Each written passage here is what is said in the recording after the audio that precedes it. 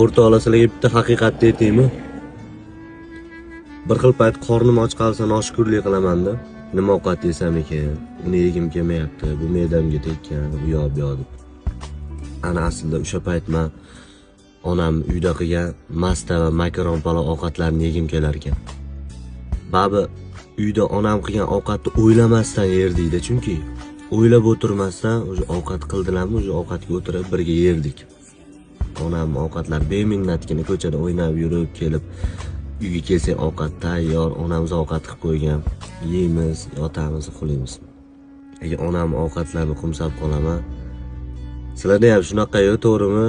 Musofirlar, student talabalar onasini ovqatini qumsaganlar bormi shunaqa? Mehribonim ona, beazorim ona.